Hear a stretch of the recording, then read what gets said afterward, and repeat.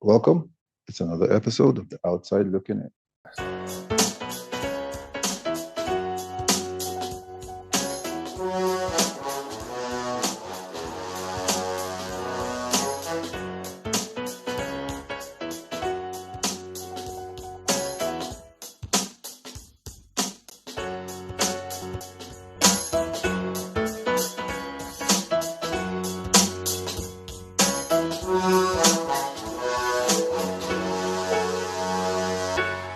Welcome.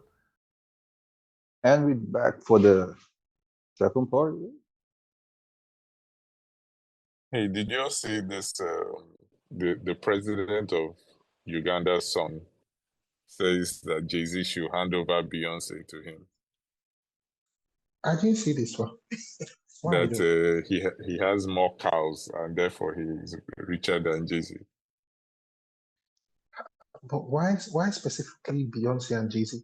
Why not the Prince Harry? No. Well, Prince Harry's wife or Prince William's wife. Everybody has it. Everybody has a type. That's his type, his spec. But I mean, Beyonce has 3 kids. What, he's still down to take over from Jay-Z. My dear, that'll be by whether you get 3 kids now. If not so, once woman born, we go run now. But it's just that he's thinking small. He's Delulu. That's all I can say.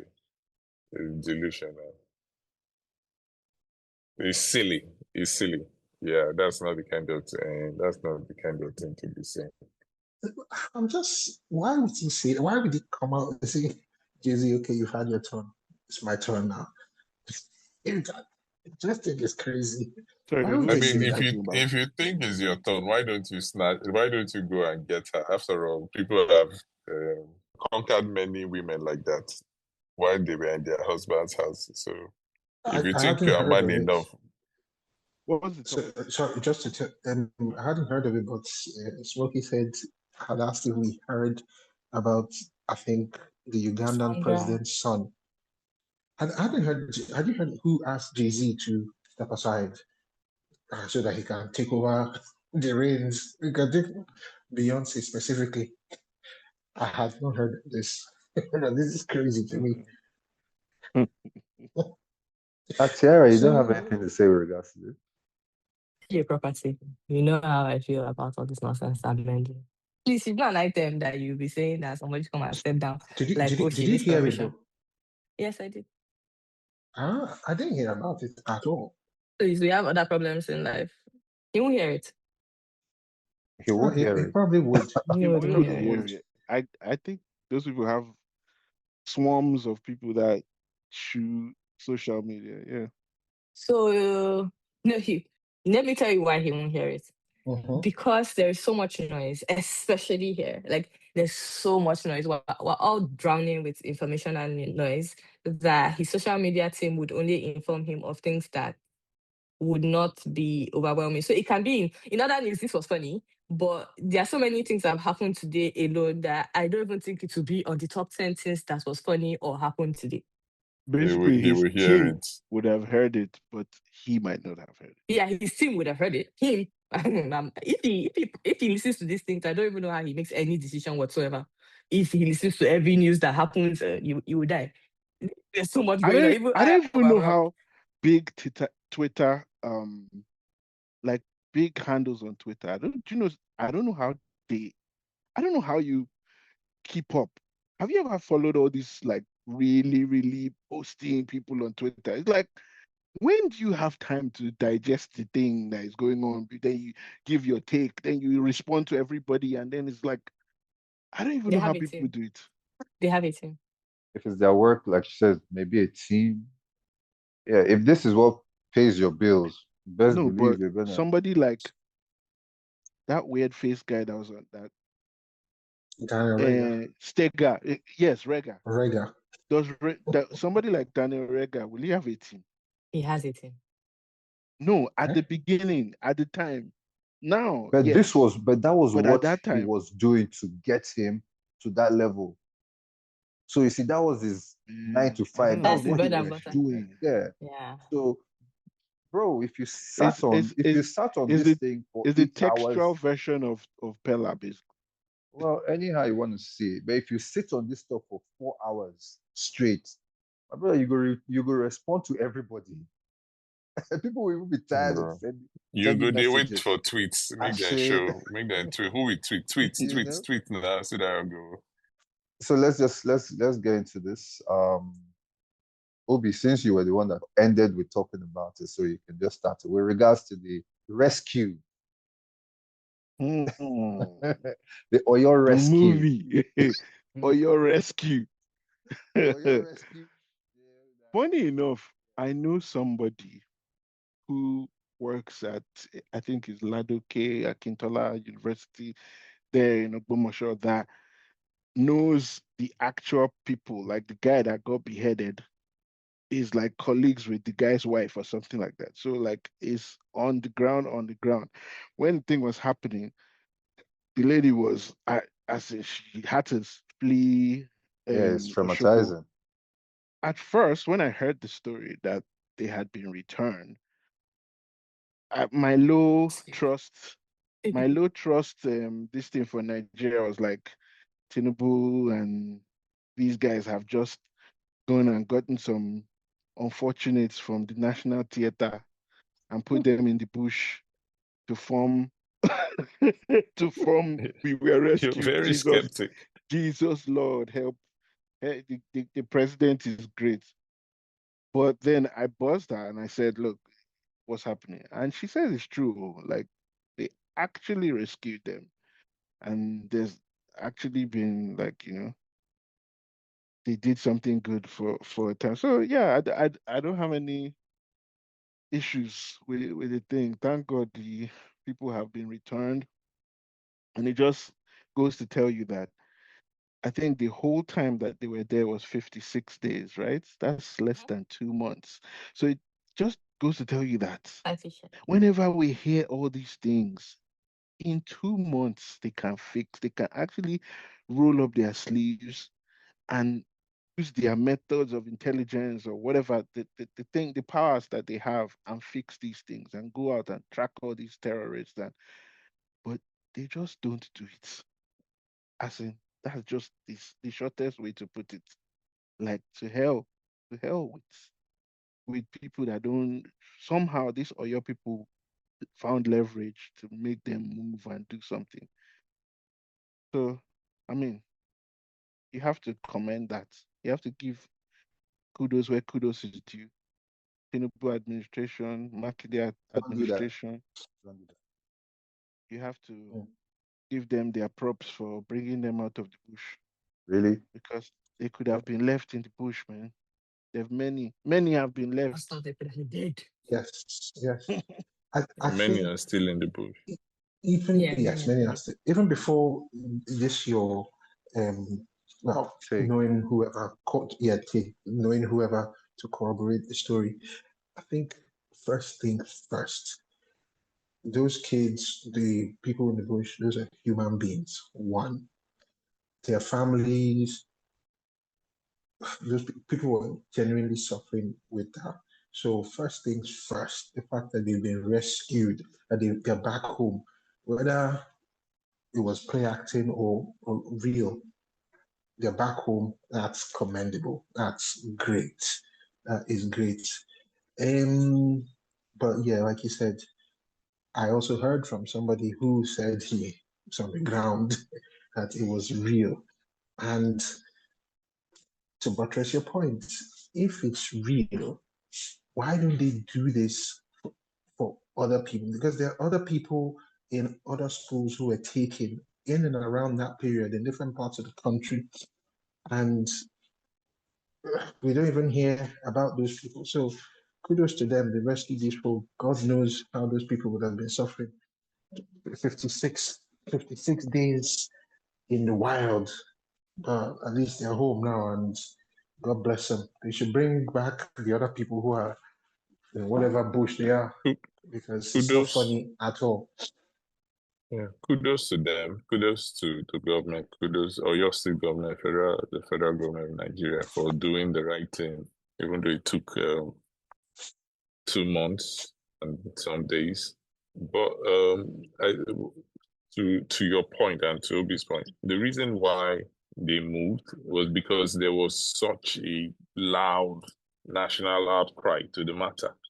People went into the streets. People were protesting. There was an outcry to the matter, and mostly because the the places where it happens the most, it seems like we've all been numbed to the occurrences in those places, that when it came down southwest, the shock of the whole thing made people come out and say, you know what, enough is enough. We've been hearing so much, now we've seen.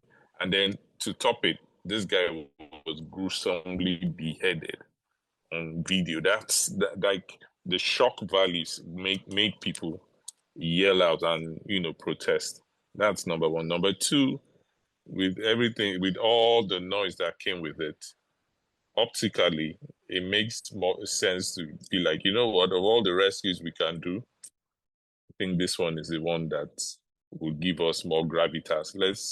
We can't rescue everybody, but we can rescue one. Let's try this one and then get what comes out of it. That's my opinion. But I thank them for doing what they should have done earlier.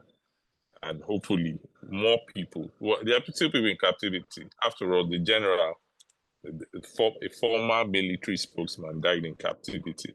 There are other people who died in captivity. Those two APC chairmen died in captivity. A lot of people that have died. In fact, in the past, I've heard of stories where bandits release people like, you done dey here 2 years, nobody know you, nobody wants you. We know if we kill you, wait till we go again. Beg they go. So there are people that have been there. But like, back to my sinner climbs analogy, how can somebody disappear? Like with all the satellites and all Tiara can give us better analysis of with all the tech in this world and everything that we know. How can people disappear into the middle of the bush and we say we don't know where they are? It's a lie. It's not true. We just don't want to find them. That's what I think. Another thing too is, according to what someone told me, it's not that they don't have the will, it's just that they are overwhelmed by the occurrences. Like there's not enough, they say there's not enough people in the security forces or security personnel to deal with all the cases. They are overwhelmed and they need more people, more hands to be able to deal with what they are facing security wise. Yeah, that's my take. Tiara? So I think that while it might seem like it was because of the outcry, I think there's a deeper thing that we could pick out of it. That, when we say that the South is more developed or more has more educated people, however you want to paint that picture, than the North. And like, we don't really understand how deep that tier is until like now, for instance. Now, if you like read or watched what the police and the intelligence video said they did and how they eventually found their doctors, all of that intelligence was possible because they had some infrastructures that ideally might not be available in the North. Right? I'll give an example. If you look at the statistics, so quite all right, most of our population is in the North. Like, well, according to the census in 2021, most of our population is in the North and very few is in the South. However, if you look at like telecoms technology and where like the spacing of them and where they are heavy or where the investment actually lies heavy, there are a lot of those in the South. Why that's important is that when, for instance, you make a call with your phone and it connects to a base station somewhere, the amount of people using that base station is a handful, as against a place where one base station is serving like miles. And so it's a lot more difficult to even do like a geolocation to find those places. Number two, things like Google Map and like geotagging and geocaching is more predominant in the south. So I can drive freely in Lagos or Ibadan with my Google Map.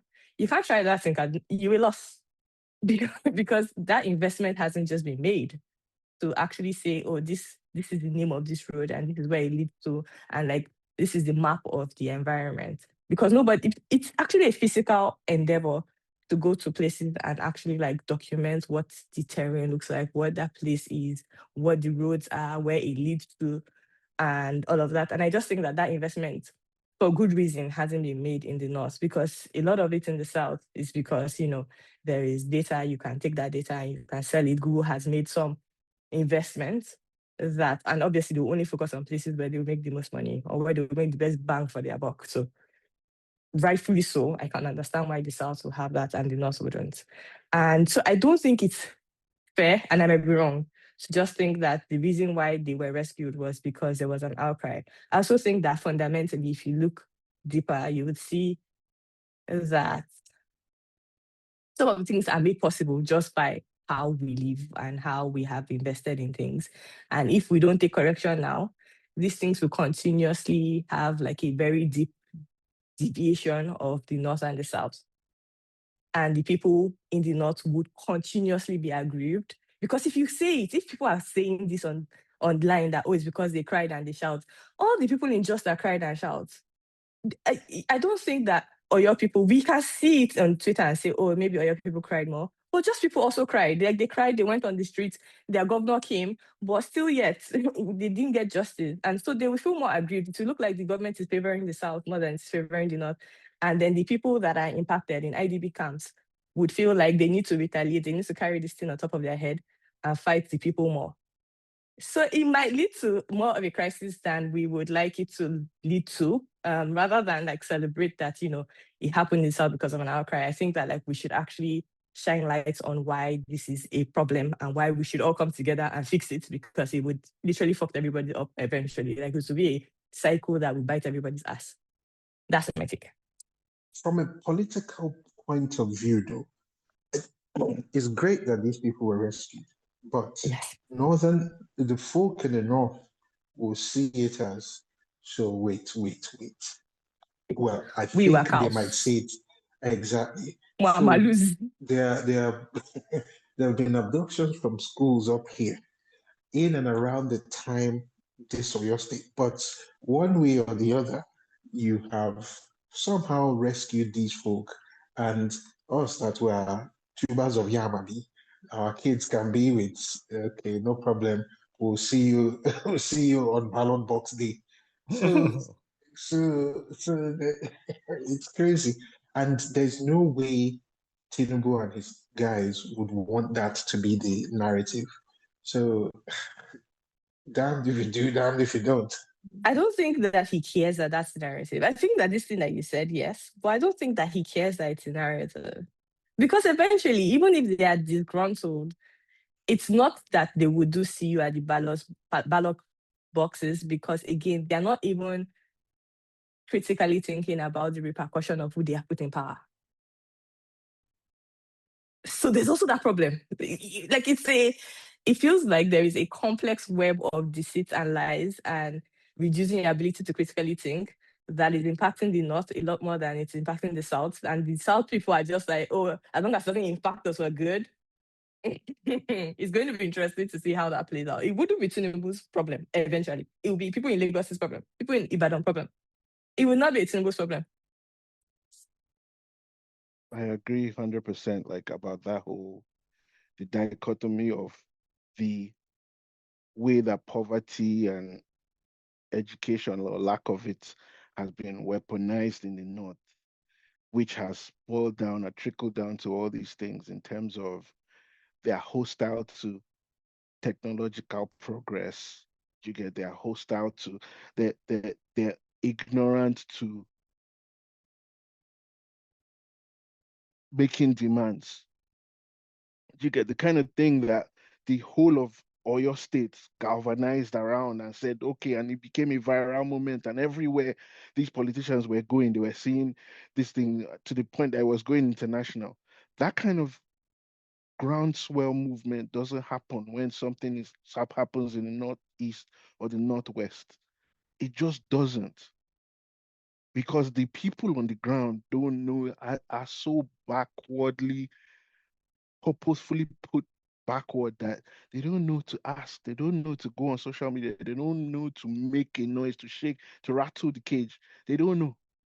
They don't know. They're like, the gods that are our leaders should help us, please. And that's the end of it. Do you get? So yeah, it's actually a scary one. And the why it's scary is because the truth is that the elite, the northern elite, want it like that. Exactly like that. Like, not just that they want it, they are teaching their children to want it like that. It's perfect. It works Is perfectly for them. is there a cultural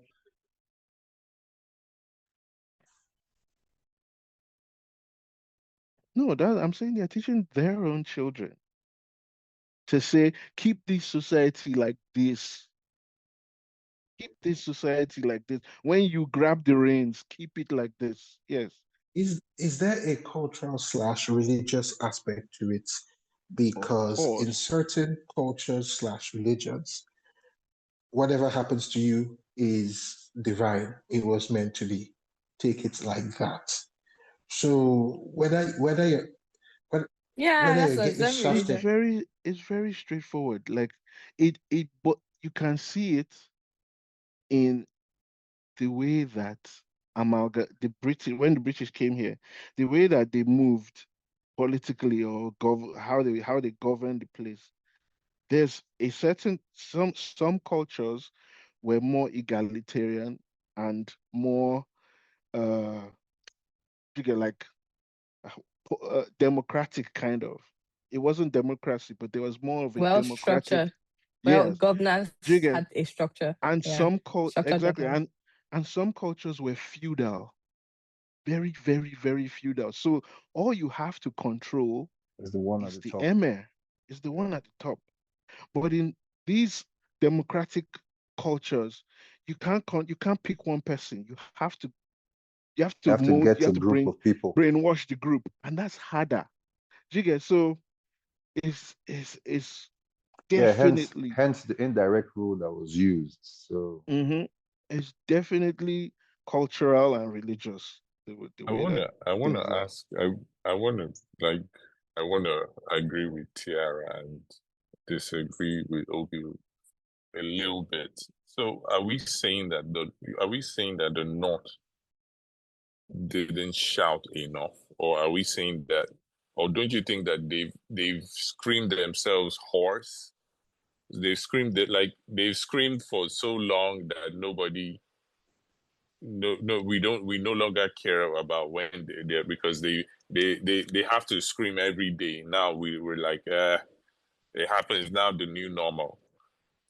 Because I don't think they like she said, people in Jos or people in other, I don't think they didn't shout out and cry out. They've been crying out for years. okay, I'm gonna try and tie everything together. And what both of you have said, Tiara and Bus, Stella, and I ain't gonna bring in my own thought process with regards to it because it would be totally something else.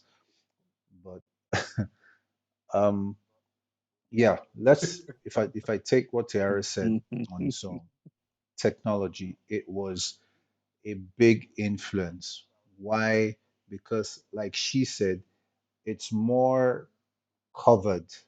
Telecoms is has a wider spread, right? It has a more touch map per square meter, unlike in the north, No, whereby these things are so it's few it's and it's not far really about. between, right?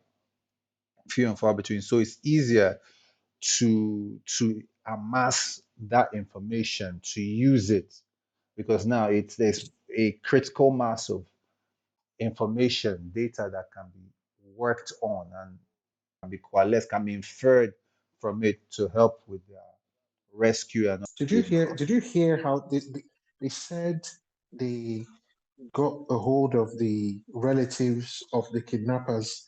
I say, I was like, okay. I said, we got your folk. Say, we got your folk now.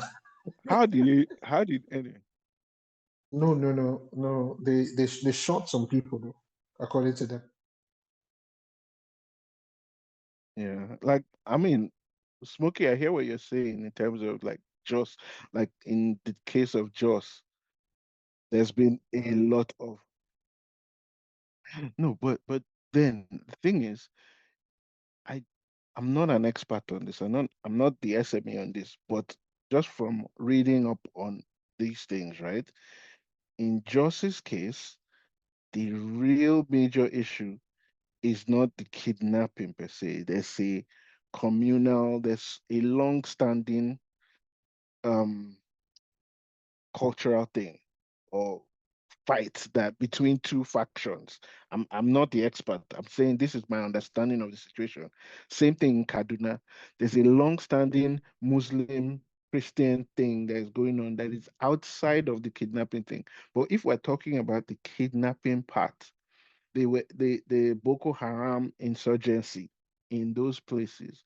My point was towards the fact that remove the long-standing historical grievances between two sides, right? My point is that the technology, the education, the awareness, the number of critical voices that can speak to a thing like a kidnapping of a large number of school kids is just not enough in the north to move the needle. Do you get that's the point I'm making. I'm not saying it doesn't exist, but these things that you're talking about, the other things you're talking about are long-standing historical things. Sorry, just to add to that, is I don't think it's the clash between like Christian and Muslim just because again I live there. That's not the like. Keep in mind that Donald Trump got involved in this thing. I don't think there's anything more loud than before the Oyo issue. Like when Joss was going through its own insurgency, they were killing Christians, they were kidnapping them. The moment he got involved, there was significantly more kidnap in Kwara, in Benue, in Jot, in Kaduna, in Kebbi. And not Donald Trump got involved, the US states got involved, a lot of actors, actresses, whatever, musicians got involved. And still till today, nothing has happened and there's no repercussion for that. So that's why I'm saying that like I don't genuinely think that it's because there was loud voices. I think that because we're focusing on this loud voice, you're giving the government an excuse to bow behind, or the loudest voice gets fed more. I think there is like a fundamental issue that we should be holding accountable for them to even fix the issue, or for even human beings to fix it. Let's assume the government did this, but if there is no foundation to even fix it for yourself, and I'm not suggesting that that's a good idea, I think that we can start holding that accountable instead of making noise and saying that, oh, we all of us have to shout for your government to answer you. Maybe if those things are in place, it's just easier for everybody to think about solutions than, because these people are human beings and they have a life and they have families. And so like it's not fair that their life is trivialized by the government and everybody has to scream for your government to even answer you. Like, I don't think that's fair. But also as long as they are there, their life is significantly deteriorating. And so anyhow to get them out is like what we should focus on. How do you get them out? And I think that holding your government accountable for building infrastructures so that everybody can drag people and say, oh, this is how to get them done, would be better. So you don't have an excuse. You don't get an excuse, basically. That's it. For one, we need serious geotagging. We need serious geolocation and serious tagging in the north. That's like number one thing. First and foremost, we need that, because like for you to say you want the satellite to pinpoint something, it has to know what you're pinpointing. What are you showing me? Where is that place? What is that location? But that's How okay. do I Well, get there? it's people that do the geotagging. Yes, people do the geotagging. So if nobody wants to do it up, no. Yeah. Nobody is trying to do it up. If No. you will die if you go and do the geotagging. You see this an issue, but like No. you need If to you do will it. meet your ancestors Yeah. sharply. Well, If you yes, dare. but apart from somebody saying I'm going there to individuals, yeah, individual on the street as saying can do that. They could start with that. Applications or tags or Yeah, geotags. people on Oh, the you can ground get can this, help you do or it. just I'm at so and so People are place. looking for daily Like 2K. Tiara They even will do said, it for you. You're application. taking the No, context that you have living in Lagos no, that's what I'm putting saying. it in Like, these places. no, that's what I'm saying. So, like Tiara said, even education, because if you do not even know that, oh, I can do this, access to that information. If you don't even know that, oh, with this You my don't even phone, have to I know. can do this. Even if you're hostile to even the person that is coming to tell you that it is possible, if you're hostile to that person, you won't do them now. That's the problem. So I think that, to be fair, if we all mobilize funds and you give like Alamandaries 2K to run it, they wouldn't ask you question on why they are doing what they are doing. They You would do have it. to give them Like I food. think poverty. Who will give them food? Well, these are the issues. Again, you have to have money too. Like obviously, I'm not saying that. Like No, yeah, I get you. that's just a project that you can embark on because they won't ask you why. They're still gonna do it. You guys have to factor in that this is an environment where it was markedly difficult. Like the story is that it was very difficult to get immunization and vaccines, as in critical vaccines, into these communities. Why? Do you But in understand? this situation, this is The not something that vaccine, impacts It is my point their is my point is westernization. if they are hostile and reluctant to life-giving vaccines, the geotagging, they'll be like, let's the go. vaccine issue, The the vaccines vaccine one I issue can had understand. it had while there was a You key get leg to the reason. vaccine one. Yeah. Yeah. Yeah. The vaccine, you get why. Even here, people are opposed to vaccine. Like again, you get why. It's a different ball game. Like There was assimilation something is that hard. happened in I Yeah. think Kano with Pfizer vaccines that so many kids ended up, let's put it mildly, not very well, and so they have been very skeptical regarding vaccines ever since, even more skeptical than previously. So, yeah.